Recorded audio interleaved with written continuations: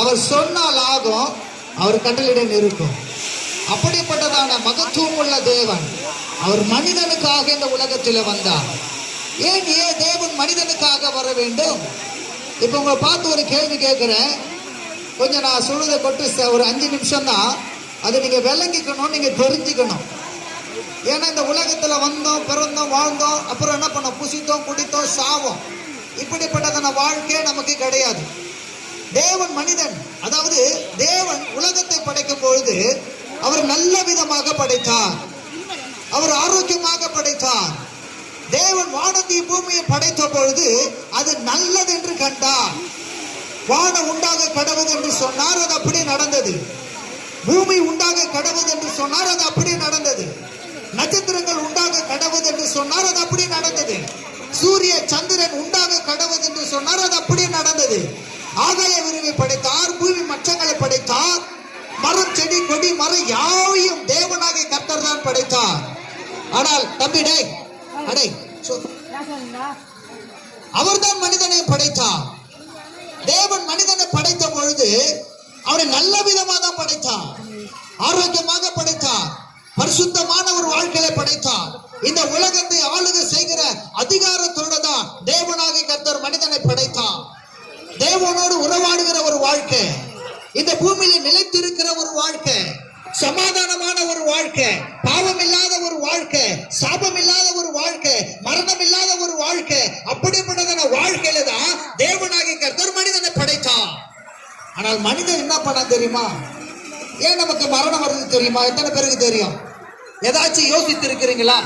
ஏன் மரணம் வருது? ஏன் நம்ம வாழ்க்கையில சாபம் இருக்கு? ஏன் நம்ம வாழ்க்கையில பாவம் இருக்கு? ஏன் நம்ம வாழ்க்கையில நிம்மதி இல்லை? ஏன் நம்ம வாழ்க்கையில சமாதானம் இல்லை? ஏன் நம்ம வாழ்க்கையில சந்தோஷம் இல்லைன்னு சொல்லி எத்தனை பேர் யோசித்து இருக்கிறீங்க? ஏமா உங்க வீட்டுல சமாதானம் இருக்காமா? பூ கலர்ல புடவை கட்டின்னு இருக்கிற உன்னதாமா கேக்குறேன், வீட்டுல சமாதானம் இருக்கா? இருக்கா? சந்தோஷம், உட்காருங்க. இன்னைக்கு பல பேர் வாழ்க்கையில என்ன இல்ல? சந்தோஷம் இல்ல, சமாதானம் இல்ல. குடிக்கிற வாழ்க்கையில சமாதானம் இருக்குமா? இப்ப சொல்லுமா, குடிக்கிற வாழ்க்கையில சமாதானம் இருக்குமா? உட்காருங்க. கர்த்தருக்கு ஸ்தோத்திரம். வருது ஒரு வார்த்தை, குடிக்கிற வாழ்க்கையில சமாதானம் இருக்காது. என் புருஷன் குடிக்கிறாரு, என் வாழ்க்கையில நல்லா இருக்குன்னு எத்தனை பேரால சொல்ல முடியும்? என் புள்ள குடிக்கிறான், அதனால அவனை ஆர்த்தி எடுத்து நான் வீட்டுக்கு வரவேற்பு எத்தனை தாய்மார்கள் சொல்லுவாங்க? ஒருத்தராலும் சொல்ல முடியாது. ஏன்னா வேதம் சொல்லுகிறது, துன்மார்க்கனுக்கு சமாதானம் கிடையாது, பாவத்தோட வாழ்கிறவனுக்கு சமாதானம் இருக்காது, பாவத்தோட ஜீவிக்கிறவனுக்கு சமாதானம் இருக்காது. இந்த உலகத்தில் இன்னைக்கு மனிதன் எதையோ சம்பாதிக்கிறான், ஆனா சமாதானத்துக்காக மனிதன் ஏங்கி தவிக்கிறான். சமாதானம் இல்லாத ஒரு வாழ்க்கை. ஆனா தேவன் மனிதனை படைத்த போது அவனை சமாதானம் உள்ளவனாய் படைத்தான். வேதம் சொல்லுகிறது, நமக்கு ஒரு பாலகன் பிறந்தான், நமக்கு ஒரு குமாரன் கொடுக்கப்பட்டார், கர்த்தர் துவம் அவர் தோளின் மேலே இருக்கும், அவர் நாமம் அதிசயமானது, வல்லமையுள்ள தேவன், நித்திய பிதா, சமாதான பிரபு எனப்படும். அல்லேலூயா. மனிதன் சமாதானத்தை இழந்து போனான். மனிதன் என்ன இழந்து போனா? தேவனுடைய உறவை இழந்து போனா.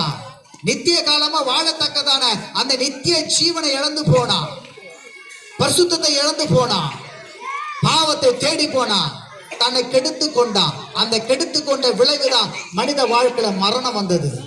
வெறும் சாதாரண மரணம் அல்ல, மரணத்துக்கு பிற்பாடுதான் வாழ்க்கையை தொடங்குகிறது. ஒரு மனிதன் பாவத்தோடு வாழ்ந்து பாவத்தோடு ஜீவித்து அவன் பாவத்தோடு மரித்தான். ஆனால் அவன் எங்க தெரியுமா போனோம்? நியாய தீர்ப்புல எரி நரகத்துல பங்கடையணும். அங்க அழுகையும் பறக்கடிப்பும் உண்டாகும். அங்க அக்கினி அவியாது புழு சாகாது. சதா காலத்திலும் அந்த அவியாத அக்கினி கந்தகமான எரி நரகத்தில மனிதன் அந்த பாவத்தின் நிமித்தம் தள்ளப்பட வேண்டும்.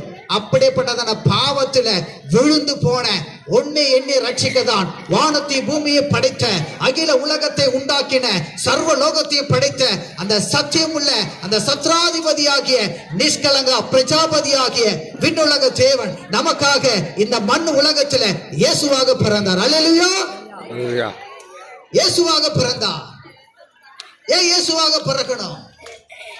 தீர்க்க தரிசிகளால் உரைக்கப்பட்டது நிறைவேறும்படி தேவன் கடவுள், அதாவது டைரக்டா வந்தாரா இந்த பூமியில ஒருத்தர் இருக்க முடியாது. ஏனென்றால் அவர் பரிசுத்தம் உள்ள தேவன், மனிதனோ தன்னை கெடுத்து கொண்டான், பாவத்துல விழுந்து போனான். பாவிகளை ரட்சிக்கதான் கிறிஸ்து இயேசு இந்த உலகத்தில வந்தார். அல்லேலூயா. உன்னை என்னை ரட்சிக்கதான் இயேசு இந்த உலகத்தில வந்தார். உன் பாவங்களை என் பாவங்களை நீக்கதான் இயேசு உனக்காக இந்த உலகத்தில வந்தார். நம்முடைய பாவங்களை போக்குதான் மகிமையின் கர்த்தர் நமக்காக இந்த உலகத்திலே வந்தார். அவர் தேவனுடைய ரூபமாய் இருந்தாலும் தேவனுக்கு கொள்ளடியான பொருளாக எண்ணாமல் அவர் தன்னை தானே தாழ்த்தி அடிமை ரூபம் எடுத்தார். ஏன் தெரியுமா? மனிதன் பாவம் என்ற அடிமைத்தனத்தில் விழுந்து போனதினாலே அந்த அடிமைத்தன பாவத்திலிருந்து மனிதனை ரட்சிக்கும்படியாய் ஆண்டவராகிய தேவன் நமக்காக மனிதனாக அவதாரம் எடுத்து நமக்காக அடிமை ரூபம் எடுத்தார். இதுதான் அன்பு, இதுதான் அன்பு. அவர் மாமனிதன் அல்ல ஐயா, அவர் சர்வ வல்லமுள்ள தேவனாகிய கர்த்தர். அந்த சர்வ வல்லமுள்ள தேவனாகிய கர்த்தர் தான் உனக்காக எனக்காக இந்த உலகத்துல அவதரித்த நாள் தான் கிறிஸ்துமஸா இருக்கிறது. இயேசு ஒரு மதத்தை ஸ்தாபிக்க இந்த உலகத்துல வரல. நல்லா புரிஞ்சுக்கங்க. மதத்தை படைச்சவன் மனுஷன், மனுஷனை படைத்தவன் ஆண்டவராகிய தேவன். மதம் மனிதனை கொல்லும், ஆனால் மனிதனை ரட்சிக்க வந்தவர் தான் ஆண்டவராகிய இயேசு. இந்த ஆண்டவராகிய இயேசு உன்மேல் அன்பு கூர்ந்ததினாலே, இந்த ஆண்டவராகிய இயேசு உன்மேல் அன்பு வைத்ததினாலே, அந்த அன்புக்காக தன் ஜீவனே கொடுக்க இந்த உலகத்திலே உனக்காக வந்தார். இந்த இயேசு கிறிஸ்துவை நம்புகிற வாழ்க்கையில சந்தோஷம் இருக்கும். இந்த இயேசு கிறிஸ்துவை ஏற்றுக்கொள்கிற வாழ்க்கையில பாவங்கள் நிவர்த்தியாகும். வேதம் சொல்லுகிறது, பாவம் செய்கிறவன் அந்த பாவத்துக்கு அடிமையாகிறான். குடிக்கிறவன் அந்த குடி பழக்கத்துக்கு அடிமை. போதை வஸ்துக்களை உண்டு பண்ணி கொள்ளுகிறவன் அந்த போதை பழக்கத்துக்கு அடிமை. விபச்சாரியானவன் அந்த விபச்சாரத்துக்கு அடிமை. விபச்சாரியானவன் அந்த விபச்சாரத்துக்கு அடிமை. கொலை பாதகன் அந்த கொலை பாதகத்துக்கு அடிமையா இருக்கிறான். அப்படிப்பட்ட அடிமைத்தனத்தில் இருந்த உன்னை என்னை ரட்சிக்கதான் இயேசு இந்த உலகத்திலே வந்தார். இவ்வளவு பெரிதான ரட்சிப்பை குறித்து இந்த நாட்களில் இந்த காலத்திலே நீ அறியாமல் இருந்தாயானால் வரும் தண்டனைக்கு எப்படி தப்பித்துக் கொள்ள முடியும்?